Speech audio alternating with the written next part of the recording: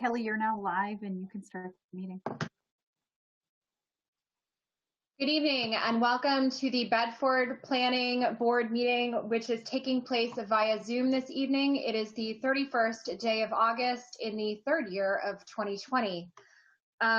Here with us this evening are a number of Planning Board members, and I'm going to take a moment to introduce them and ask them under the right to know law to identify if there is anyone in the room with them who is present for the meeting as well.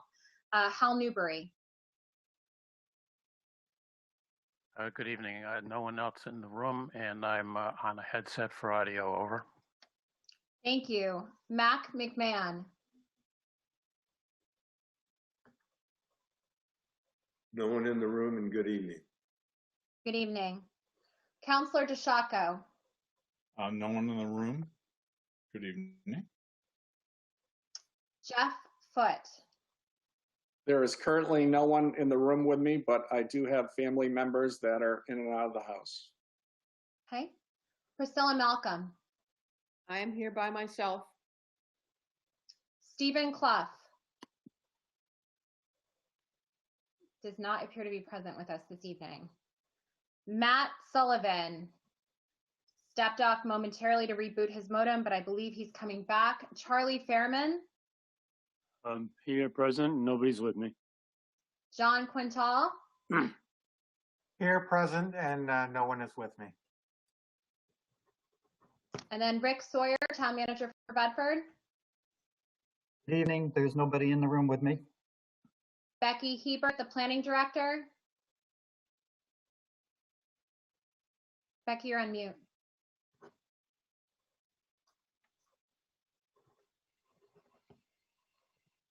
Good evening. I am also alone.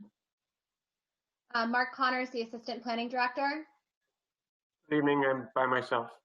And Matt Sullivan, who's joined us. You're on mute. I am currently by myself. Okay. So we have a member this evening. The chairman, John Levenstein, has recused himself for this evening's application, so he's going to be unable to vote. And Steve is not here this evening, and I am not voting because I'm chairing, so I am appointing Matt Sullivan, Charlie Fairman, and John Quintal to vote on this application. Having done so, I'm going to ask Becky to read. Having done so, I'm going to ask Becky to read a statement about tonight's electronic meeting. Okay. Kelly, can you just go over who you're appointing to vote, because you wouldn't appoint someone to vote in your place? Oh, that's what the script says, though. So that's cool. Oh, okay. I'll appoint Matt Sullivan and Charlie Fairman to vote. Great. Thank you. Sorry about that. All right. I will now read the statement regarding electronic meetings into the record. Due to the coronavirus crisis and in accordance with Governor Sununu's Emergency Order Number 12, pursuant to Executive Order 2024, the Planning Board is authorized to meet electronically. This meeting is being conducted using the Zoom platform. All members of the board have the ability to communicate with each other during the meeting, and the public has access to listen and participate by dialing 929-205-6099 and entering the meeting ID number 961-8197-2397 and the passcode 654861. Instructions regarding remote access to the meeting have been published in advance and are available by contacting the Planning Department. There is no physical location for the meeting, which is permissible pursuant to the Governor's emergency order. The Town of Bedford is providing public access to the Zoom meeting by telephone, and the meeting will also be broadcast live on BCTV's Channel 22. Members of the public may email staff at planning@bedfordnh.org to ask questions during the meeting or notify us of technological issues. If you've joined the meeting using Zoom, you may also ask questions when the chair opens the hearing for public comment through your phone connection. All votes tonight will be taken as a roll call vote. If there are technological issues during the meeting, the chair will recess the meeting and we will try to correct the problem. If the issue continues, the application will be postponed and the meeting will be adjourned.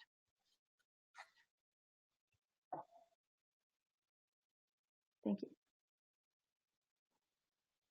Let's try that again. Mark, could you review the agenda for this evening's meeting? Sure. There's one item tonight. It's a request for approval of a site plan and associated waiver requests for proposed multifamily residential development to include a 142-unit workforce housing development consisting of 2 4-story buildings and a 96-unit elderly housing development for age 55 and over, consisting of 1 4-story building and associated site improvements at South River Road across from Iron Horse Drive. That's 3598.5 and 3598.40 in the performance zone. The Seven Brook Crossing application has been reviewed by staff, and staff recommend that the board find the application to be complete. The abutters have been notified. It is the opinion of staff that the application does not pose a regional impact. Staff recommend that the planning board accept the meeting agenda, and in so doing, adopt the staff recommendations that the application is complete and does not pose a regional impact. Is there a motion to accept the agenda? So moved. I'll second. It's motion by Hal Newberry, seconded by Priscilla Malcolm. We will do this vote by roll call. Hal. Aye. Mac. Aye. Counselor DeShacco. Aye. Beth Foote. Aye. Priscilla Malcolm. Aye. Rick Sawyer. Aye. Matt Sullivan. Matt.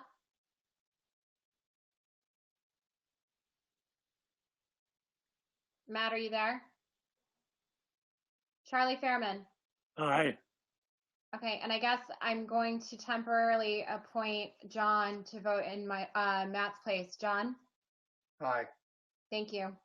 Motion passes unanimously. So the Sevens Brook Crossing site plan is the only application that we're hearing this evening. Here tonight to present on that is O-Pee-Chee Corporation President Mark Woglum, who is heading up the design team. We also have Katie Weiss from Bedford Design, Steve Pernaugh, who's presenting on traffic, Mark Fougere, who's presenting on finances, the owner Bob Smith, and Russ Tebow of Applied Economic Research.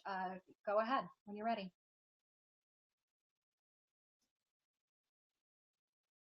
Good evening. Again, my name is Mark Woglum. I'm from O-Pee-Chee Construction Corporation. Thank you for having us tonight. I will start off by saying, given that this is a Zoom meeting, if I look like I'm looking all around, it's because we got a number of people in the room, and I've got some projected up on the screen and some notes down in front of me. So bear with me on that. I'm accustomed to having a board to just simply point at, but we'll get through that, I'm sure. Are we going to pull up the PowerPoint by chance? Sure thing. I'll pull it up now. Thank you. I can start in the interim, and I'm just going to, if I can, request control, which I'm not sure why that's not jumping out at me. David, can you see where I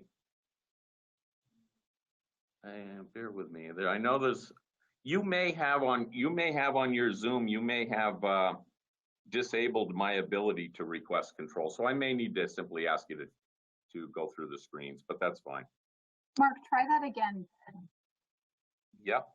Let's see. I'm not seeing the option to request control.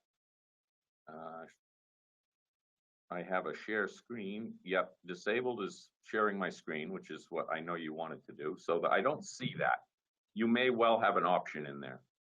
I have mine turned on. Mark, would you just scroll down under view options and click on? Yeah, let me try one other thing here. While you're doing that, okay. It was on my it was hitting behind one of my icons. Bear with me. While you're doing that, I'm just going to note for the record that Matt Sullivan has rejoined us telephonically and is present to vote on the application and to hear it. Okay. And let me just make sure that I can operate this.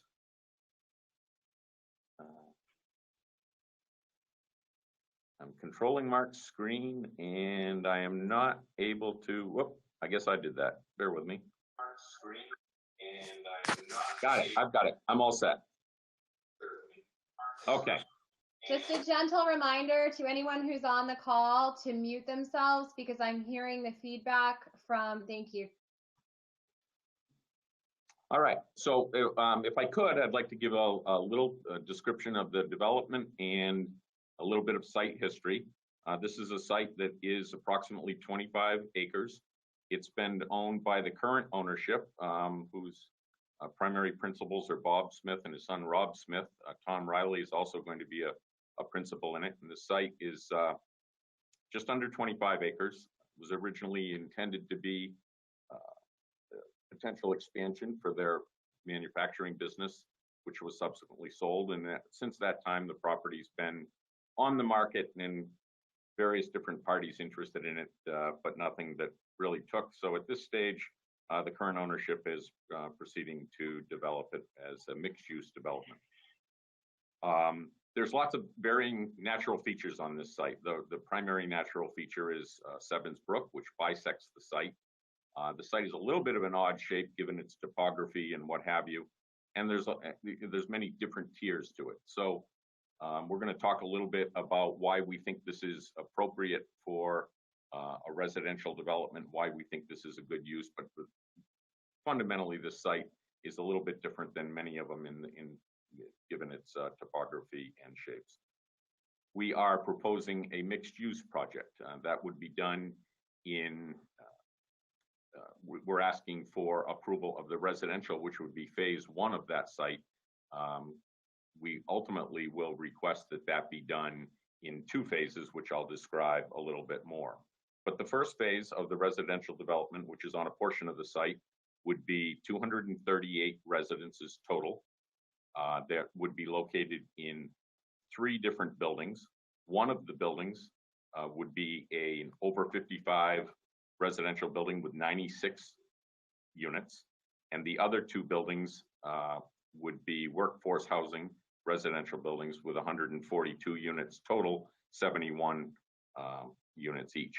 All of the buildings are a 50-50 mix of 1 and 2 bedroom units, and all of the buildings have a full basement which will be utilized for parking, and that parking is completely, or not completely, but nearly completely buried in the ground as a typical basement would be, and that would be a heated and ventilated parking facility, which is a little bit atypical. Usually those are out in the weather. The 4th building that we would propose during this initial phase of residential development is a clubhouse building. That clubhouse building will have a patio with a pool around it, common meeting and gathering spaces. It'll have a billiard room, management offices, a fitness room, and a media room. Within the residential building, we'll also have separate, within the over 55 building, we will have separate amenities within that building itself, somewhat duplicate what would be the clubhouse building, but again, fitness room, game room, media room, and various gathering types of spaces within that space. In terms of parking, for the overall development, we're going to have 428 total parking spaces, of which 168 are covered and located within the basement. That on the residential portion, that is a 2 parking spaces per unit ratio, and on the elderly over 55 building, that is a ratio of 1.5 spaces per unit, where your ordinance specifies 1.25, and we believe that the over 55 building would not be, it's not assisted living or nursing or anything of that nature. So we think a little bit higher parking ratio is appropriate from a marketing standpoint. Phase 2 of this development would be a commercial development. At this juncture, there are no proposed uses. There is a parcel of land that would lend itself well just inside the driveway, which you'll see ultimately on some of the plans that we're proposing, and that would come before you as a completely separate application at the stage that commercial development would happen. I'm not going to re-mention, Kelly mentioned the various presenters. Those names are before you on this presentation. I won't repeat those, given that you've gone through those. And just to give you a little update on where we're at in terms of the permitting process, obviously we're before you tonight for our initial planning board meeting. And so we're considering that under review. We have gone before the Bedford ZBA. There is a small, very small wetland on the site, about 2,500 square feet that's completely isolated. That was actually permitted by the state back last year, I believe. And recently, we also needed to go before the Bedford ZBA to get a variance to fill that, and that approval was granted. So that small wetland, isolated wetland fill is fully approved at this stage. We have submitted for a New Hampshire alteration of terrain permit, which is under state review, as well as a New Hampshire DOT driveway permit. We'll also require Department of Environmental Services wastewater discharge permit, which was under state review. And I further understand that we will, from the planning notes, that we'll need to have that reviewed by your local DPW as well. So that's where we're at with the project at this stage.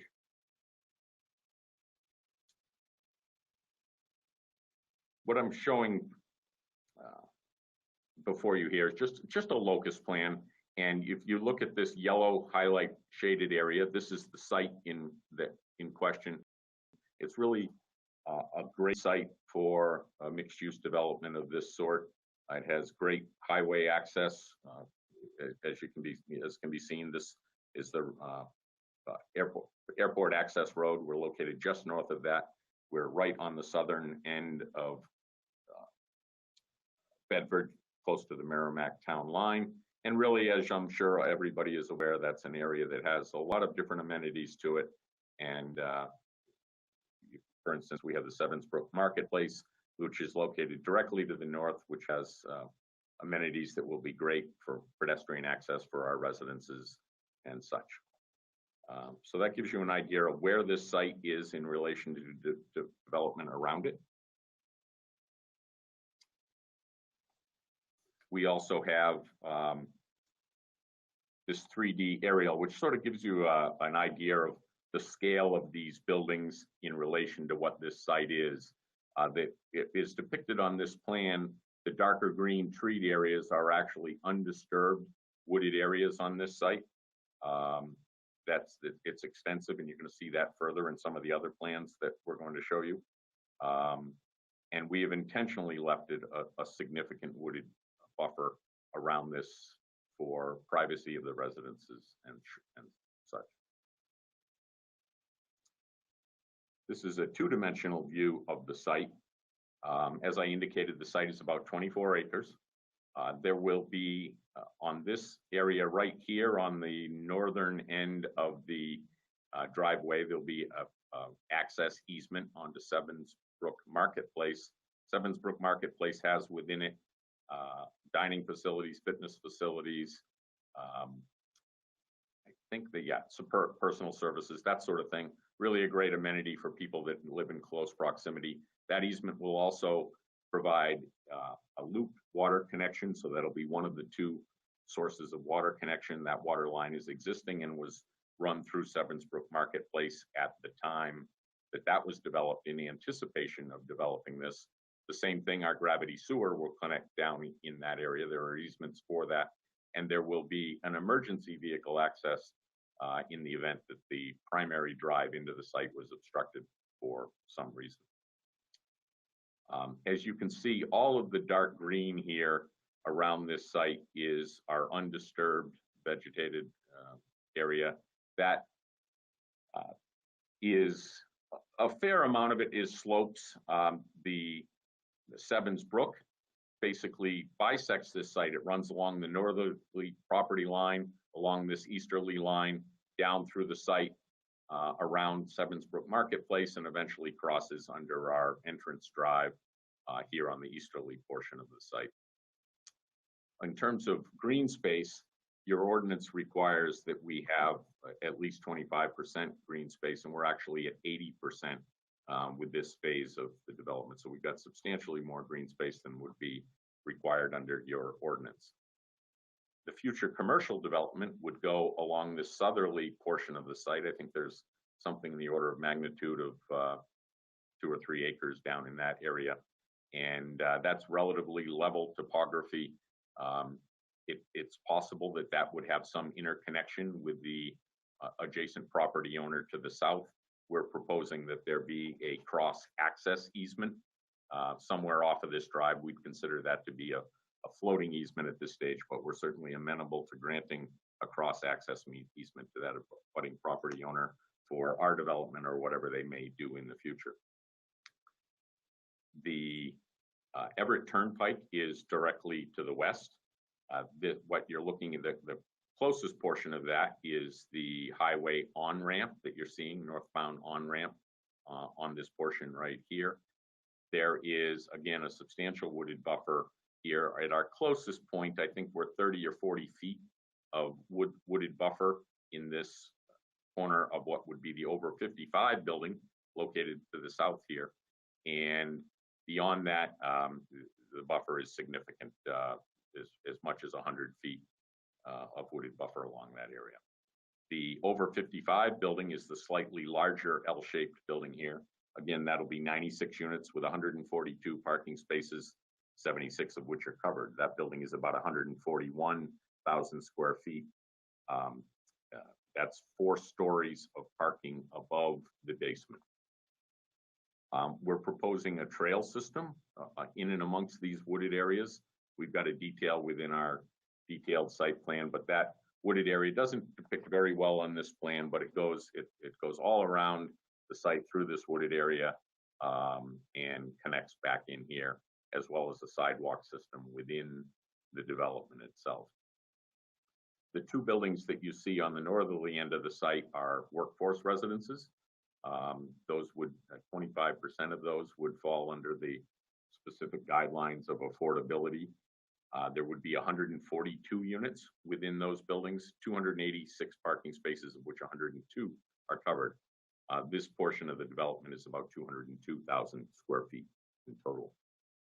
On the northerly end of the site, you can see this little finger of right-of-way that's extending down from Harvey Road up on the north. Your town council has voted to get rid of the cul-de-sac that was proposed as an interconnection.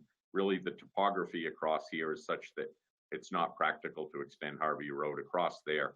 Our development is completely outside of what that cul-de-sac would have been. However, it makes sense to get rid of that, and town council has done that subject to the approval of the development as proposed. So that gives you a good overview of what we're planning for the site. Let's see. A little slow changing screens here. I may need to ask you to change that because it's not, oh, there we go. Okay, so let me just jump to the staff had asked us to do a couple of different iterations of what this site may look like as viewed from South River Road and the Everett Turnpike. This would be a view of the driveway. We're proposing an attractive common entrance sign that would be in the landscape island directly adjacent to that. And there would be no development on the northerly or right-hand side as you enter into this access drive. Ultimately, there would be some commercial development over on the left-hand side going up the drive. But that gives you a little indication of what that might look like from that direction. And hopefully this changes for me. Not sure why this isn't readily changing. All right. Whoops, too many. The advantages of technology.